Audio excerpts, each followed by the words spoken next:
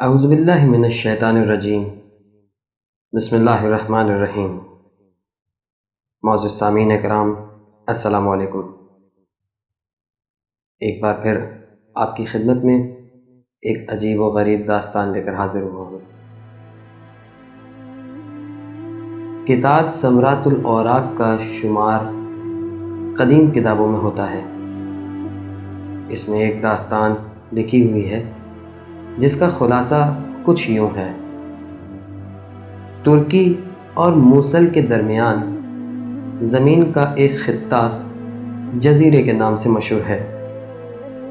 کسی زمانے میں وہاں عرب کی ایک محترم شخصیت رہا کرتی تھی۔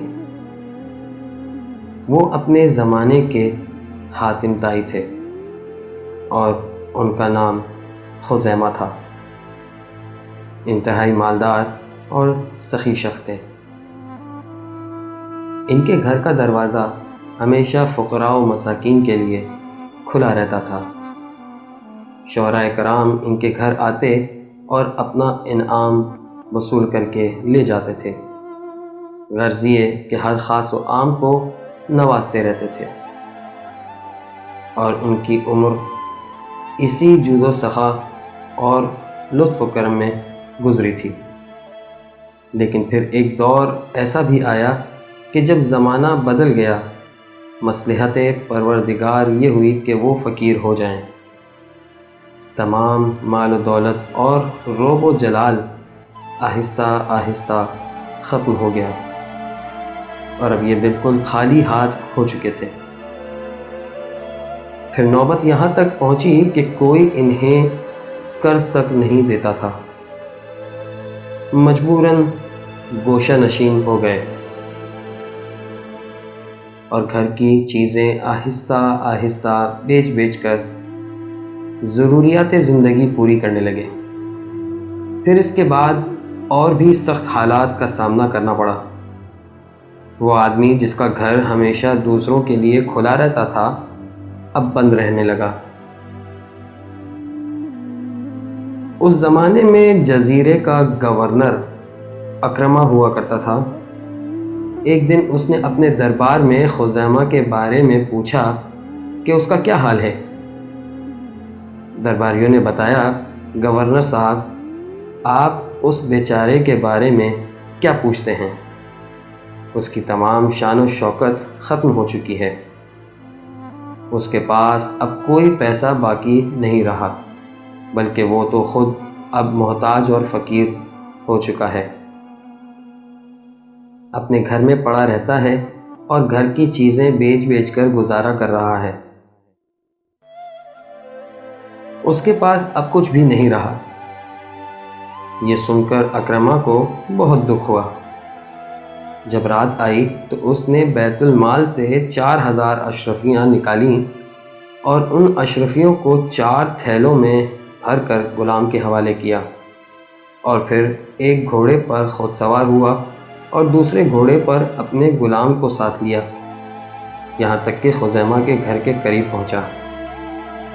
پھر اس خیال سے کہ کہیں میرا یہ عمل اخلاص سے خالی نہ رہے اور صرف خوشنودی خدا کی خاطر ہو، غلام سے اشرفیاں لے کر اسے واپس جانے کا حکم دے دیا، اور تھیلیوں کا بوجھ اٹھا کر یہ محترم گورنر رات کی تاریکی میں اپنے سر اور چہرے کو اچھی طرح چھپائے ہوئے خزیمہ کے دروازے پر پہنچ گیا۔ دروازے پر دستک دی۔ اس نے پوچھا، تم کون ہو؟ اکرمہ نے کہا، میں ایک عربی ہوں اور تمہارے لیے یہ لے کر آیا ہوں۔ خزیمہ نے پوچھا، یہ کیا ہے؟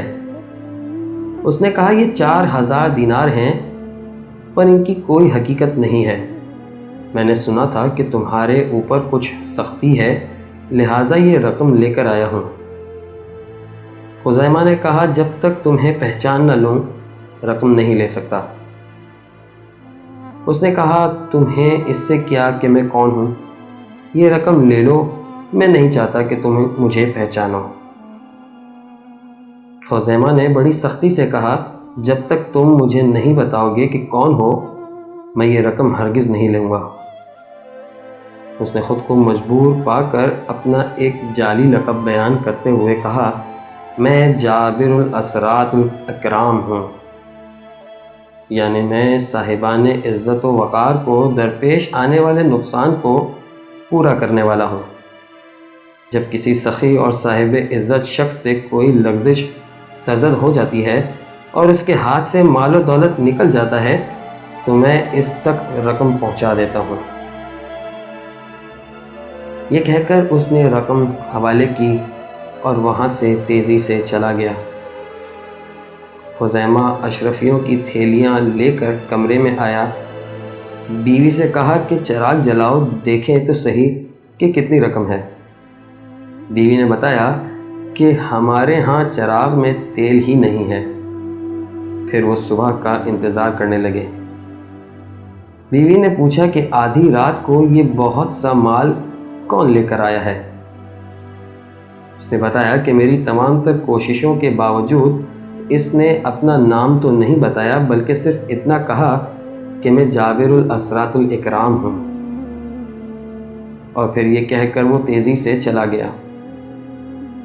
اس کے علاوہ اس نے مجھے اور کچھ نہیں بتایا۔ ادھر جزیرے کا گورنر بیچارہ اتنی بڑی رقم دے کر جب اپنے گھر پہنچا تو اس کی بیوی سخت پریشان اور برہم تھی۔ اس کا گریبان چاک تھا اور بال بکھرے ہوئے تھے۔ اکرمہ نے پوچھا، تمہیں کیا ہو گیا ہے؟ اس نے کہا، اتنی رات کو تم کہاں گئے تھے؟ رات کا یہ حصہ تم نے کہاں گزارا ہے؟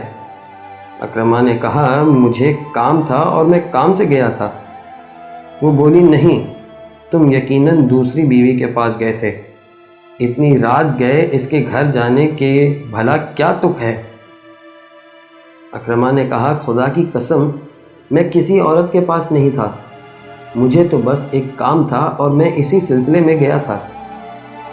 عورت کو اس کی بات کا یقین نہیں آیا اور وہ خود کو بری طرح نوچنے پیٹنے لگی اور چیخ کر کہنے لگی، میں خود کو مار ڈالوں گی، ورنہ تم مجھے سچ سچ بتا دو کہ کہاں گئے تھے۔ اکرمہ نے کہا، خدا کی قسم میں نے تمہارے علاوہ کوئی شادی نہیں کی ہے۔ وہ اپنی بیوی کو بھی اصل بات بتانا نہیں چاہتا تھا، لیکن اس کی بیوی اسے کسی حال میں چھوڑنے کے لیے تیار نہیں تھی۔ بالآخر اس نے کہا، اچھا میں تمہیں اصل بات بتا ہی دیتا ہوں۔ وہ بات یہ ہے کہ میں نے سنا تھا خزیمہ مفلس ہو کر گوشہ نشین ہو گیا ہے۔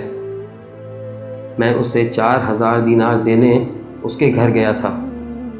اس نے مجھ سے پوچھا کہ تم کون ہو، لیکن میں نے اسے اپنا نام نہیں بتایا، بلکہ صرف اتنا کہا کہ میں جابر الاسرات الاکرام ہوں، اور پھر یہ کہہ کر اور رقم دے کر واپس آ گیا۔ یہ سن کر عورت کو اطمینان ہو گیا اور بات آئی گئی ہو گئی۔ ادھر خزیمہ نے وہ رقم استعمال کی، اس سے اپنی ضروریات زندگی کی چیزیں خریدیں اور پھر شام کے سفر کے پر روانہ ہو گیا۔ وہاں وہ اموی بادشاہ کے پاس پہنچا۔ بادشاہ نے پوچھا، برسوں سے تم میرے پاس نہیں آئے، آخر کیا حال ہے اور کیسی گزر رہی ہے؟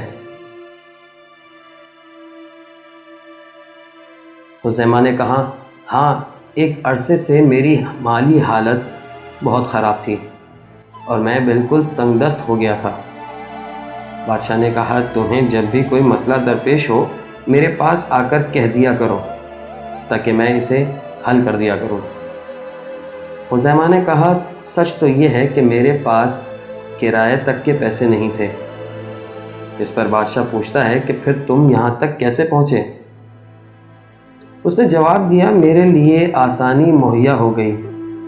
وہ اس طرح کہ رات کی تاریکی میں ایک شخص اپنا چہرہ چھپا کر 4000 دینار مجھے دے گیا۔ میں نے بہت پوچھا لیکن اس نے اپنا نام مجھے نہیں بتایا۔ ہاں، البتہ صرف اتنا کہا کہ میں جابر الاسرات الاکرام ہوں۔ یہ سن کر بادشاہ نے کہا کہ کاش میں جانتا کہ وہ کون ہے، کاش ایسے سخی اور مخلص شخص سے میں بھی ملتا جس نے پوشیدہ طور پر نیکی کی ہے۔ پھر جب خزیمہ خدا حافظ کہہ کر جانے لگا تو بادشاہ نے اس کی پریشانیوں کی تلافی کے خیال سے اسے کہا، میں تمہیں جزیرے کا گورنر مقرر کرتا ہوں۔ خزیمہ نے جزیرے کے گورنری قبول کر لی اور اکرمہ بیچارہ اپنے عہدے سے معزول ہو گیا۔ بادشاہ نے خزیمہ کو یہ بھی ہدایت کی کہ جب تم اکرمہ کو معزول کر دو تو اس سے بیت المال کا اچھی طرح حساب لے لینا، اور اگر وہ خیانت کا مرتکب قرار پائے تو اسے ہتکڑیاں ڈال کر شام بھیج دینا۔ خزیمہ نے جزیرے کی گورنری کا عہدہ سنبھال لیا اور دستور کے مطابق اس کی آمد سے پہلے ہی جزیرے کے رہنے والوں کو معلوم ہو گیا کہ اب یہاں کا نیا گورنر خزیمہ آنے والا ہے۔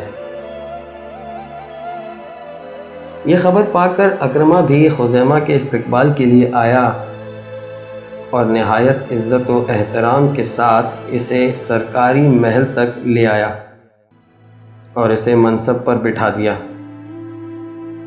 اس دوران اکرمہ نے اس سے کوئی بات نہیں کی اور اسے یہ نہیں بتایا کہ میں کون ہوں۔ کچھ دنوں کے بعد جب خزیمہ کا اقتدار مضبوط ہو گیا تو اس نے حکومت کے عہدے پر فائز ہونے کے بعد فرمان جاری کیا کہ اکرمہ کو بلا لاؤ۔ جب معزول ہو جانے والے گورنر کو لایا گیا تو نئے گورنر نے اس سے کہا کہ اپنا سابقہ حساب دو۔